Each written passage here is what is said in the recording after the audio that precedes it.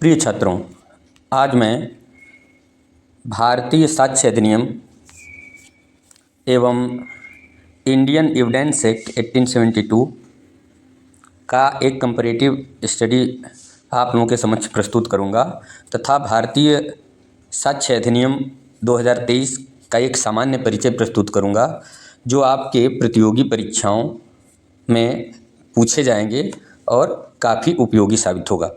तो आइए शुरू करते हैं। भारतीय साक्ष्य अधिनियम यानी इंडियन एविडेंस एक्ट, अंग्रेजी में नाम दोनों का अलग अलग है, हिंदी में दोनों का नाम सेम ही था। अंग्रेजी में इसको इंडियन एविडेंस एक्ट और 1872 कहा जाता है और अब जो लागू है भारतीय साक्ष्य अधिनियम 2023, ये नया अधिनियम है जो 1 जुलाई 2024 से लागू है। तो आइए हम लोग जानते हैं इंडियन एविडेंस एक्ट 1872 के बारे में। इसका संख्यांक 1, अध्याय कुल इसमें 11 थे और धाराएं 167 थीं और ये लागू हुआ था 1 सितंबर 1872 से। अब यह भारतीय साक्ष्य अधिनियम 2023 के लागू होने के बाद से निरस्त हो गया है, यानी 1 जुलाई 2024 से ये निरस्त हो गया है। अब भारतीय साक्ष्य अधिनियम 2023 का परिचय हम लोग प्राप्त करते हैं। तो 11 अगस्त 2023 को लोकसभा की पटल पर भारतीय साक्ष्य बिल 2023 रखा गया। राष्ट्रपति की अनुमति 25 दिसंबर 2023 को प्राप्त हुई थी और 1 जुलाई 2024 से पूरे भारत में लागू है। इसका संख्यांक 47 यानी 47 है।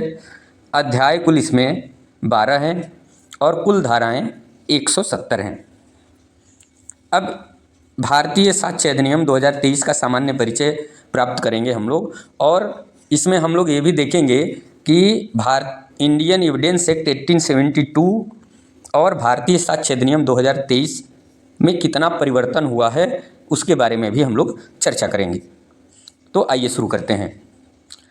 भारतीय साक्ष्य अधिनियम के भाग 1 के प्रथम अध्याय की धारा 1 में जम्मू कश्मीर राज्य का उल्लेख नहीं किया गया है, यानी जो भारतीय साक्ष्य अधिनियम 2023 है इसमें जम्मू कश्मीर राज्य का उल्लेख अलग से नहीं किया गया। पहले क्या होता था, इंडियन एविडेंस एक्ट 1872 में ये लिखा हुआ था कि ये जम्मू कश्मीर राज्य को छोड़कर पूरे भारत में लागू होगा। अब जम्मू कश्मीर राज्य शब्द का उल्लेख हटा दिया गया है।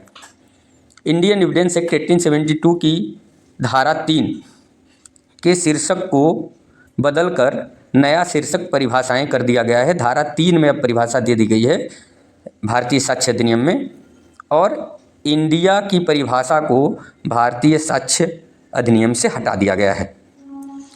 दस्तावेज यानी डॉक्यूमेंट की परिभाषा जो धारा 2 में दी गई है भारतीय साक्ष्य अधिनियम में, इसका विस्तार करके इसमें इलेक्ट्रॉनिक तथा डिजिटल रिकॉर्ड को भी सम्मिलित कर दिया गया है। इंडियन एविडेंस एक्ट 1872 की धारा 2 में डॉक्यूमेंट शब्द जो दिया गया था, अब इसका विस्तार करके अब इसमें जो धारा 3 में भारतीय साक्ष्य अधिनियम 2023 में परिभाषा दी गई है उसमें डॉक्यूमेंट में इलेक्ट्रॉनिक तथा डिजिटल रिकॉर्ड को भी शामिल कर दिया गया है।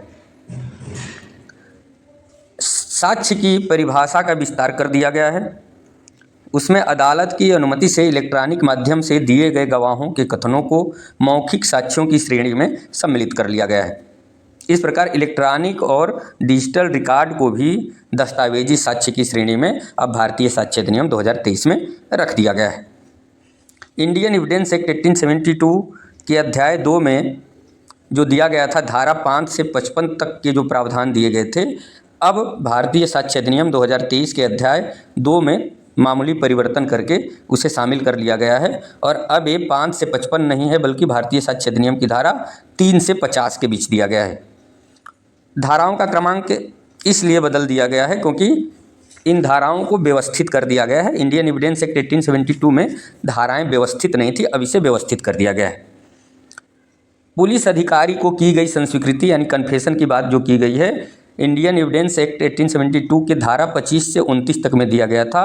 इसे भारतीय साक्ष्य अधिनियम में एकीकृत कर दिया गया है और इन प्रावधानों में कोई परिवर्तन नहीं किया गया है। इसे धारा 23 में रख दिया गया है भारतीय साक्ष्य अधिनियम की, बस एकीकृत कर दिया गया है, एक धारा में रख दिया गया है।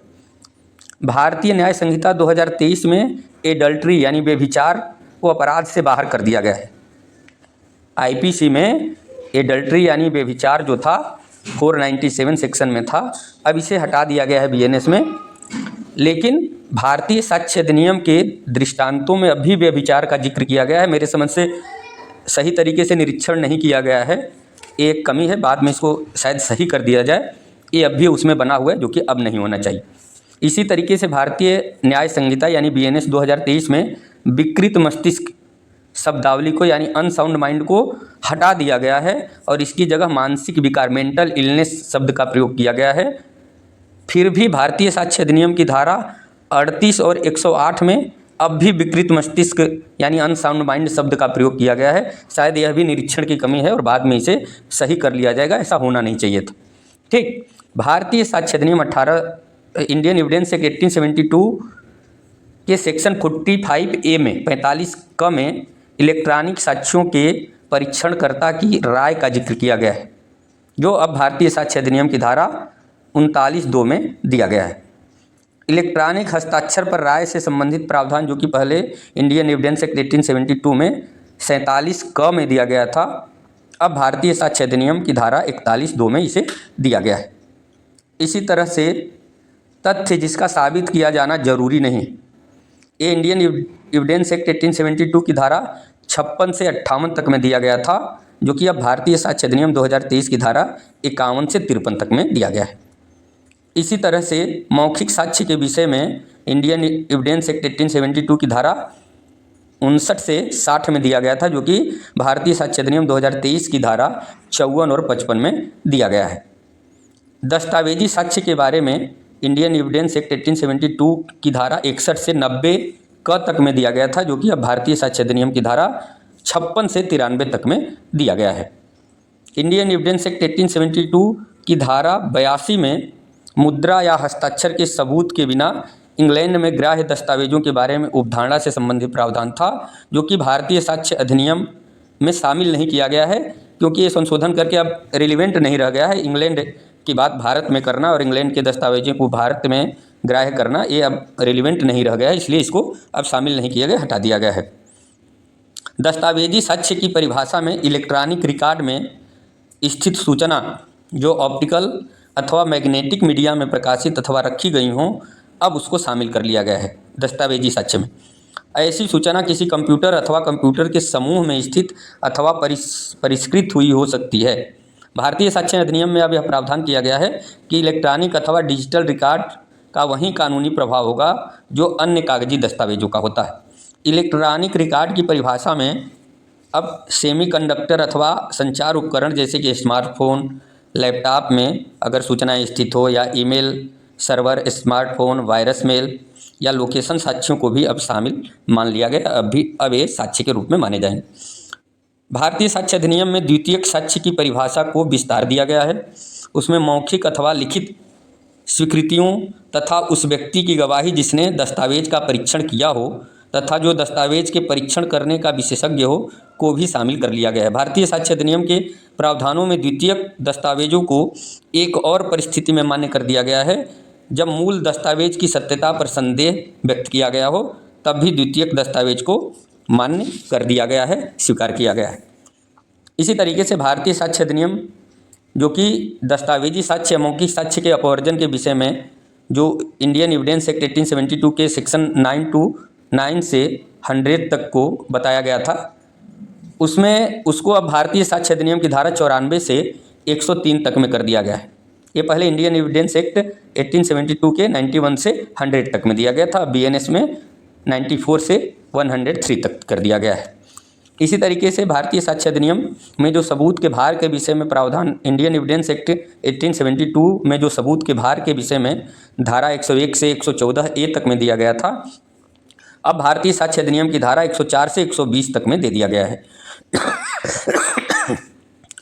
भारतीय न्याय संहिता में मैंने पहले ही बता दिया था कि विकृत मस्तिष्क यानी अनसाउंड माइंड शब्द को हटाकर मेंटल इलनेस यानी मानसिक बीमार शब्द का प्रयोग किया गया है, जबकि भारतीय साक्ष्य अधिनियम की धारा 38 और 108 में अब भी मेंटल अनसाउंड माइंड यानी विकृत मस्तिष्क शब्द का प्रयोग किया गया है, जिसे बाद में हटा दिया जाएगा। इंडियन एविडेंस एक्ट 1872 के सेक्शन 113 में राज्य क्षेत्र के अध्यार्पण के सबूत के विषय में प्रावधान दिया गया था। अब इसका कोई मतलब नहीं रहा, इसलिए भारतीय साक्ष्य अधिनियम 2023 में इसे हटा दिया गया है, शामिल नहीं किया गया।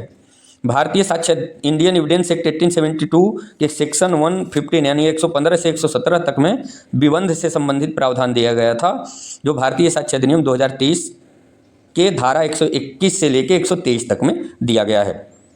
इंडियन एविडेंस एक्ट 1872 में जो साक्षियों के विषय में धारा 118 से 134 तक में दिया गया था, अब भारतीय साक्ष्य अधिनियम 2023 की धारा 124 से 139 तक में दिया गया है। भारतीय साक्ष्य अधिनियम 2023 में शब्द ल्यूनेटिक के स्थान पर पर्सन विथ मेंटल इलनेस शब्द का प्रयोग किया गया है। ल्यूनेटिक शब्द को हटा दिया गया है, अब पर्सन विथ मेंटल इलनेस शब्द का प्रयोग किया गया है। इंडियन एविडेंस एक्ट 1872 की धारा 127 को भारतीय साक्ष्य अधिनियम की धारा 132(3) में स्थापित किया गया है। इंडियन एविडेंस एक्ट 1872 जो साक्षियों की परीक्षा के बारे में धारा है 135 से 166 तक, अब भारतीय साक्ष्य अधिनियम 2023 की धारा 140 से 168 तक में दिया गया है।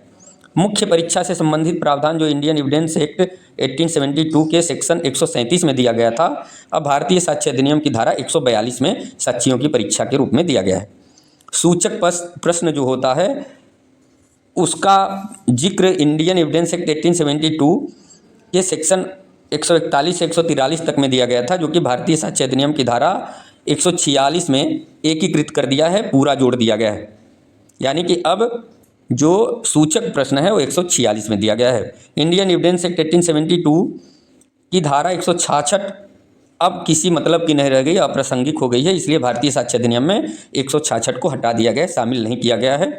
इसी तरह से भारतीय साक्ष्य अधिनियम इंडियन एविडेंस एक्ट 1872 की धारा 167 जो है अब भारतीय साक्ष्य अधिनियम 2023 की धारा 169 में शामिल किया गया है। इसके साथ ही भारतीय साक्ष्य अधिनियम 2023 में एक नया अध्याय जोड़ा गया है, जो कि अध्याय 12 है, और इसमें ये अध्याय का शीर्षक है निरसन एवं व्यावृत्ति, और इसमें केवल एक धारा है भारतीय साक्ष्य अधिनियम 2023 की धारा अध्याय 12 में, वो है धारा 170। तो इस तरह से एक संक्षिप्त परिचय हम लोग भारतीय साक्ष्य अधिनियम 2023 और Indian evidence act 1872 comparative study हम लोगों ने किया। मुझे पूरा विश्वास है कि आप लोगों को ये बातें समझ में आई होंगी और प्रतियोगी परीक्षाओं में आप इसका भरपूर उपयोग करेंगे। धन्यवाद।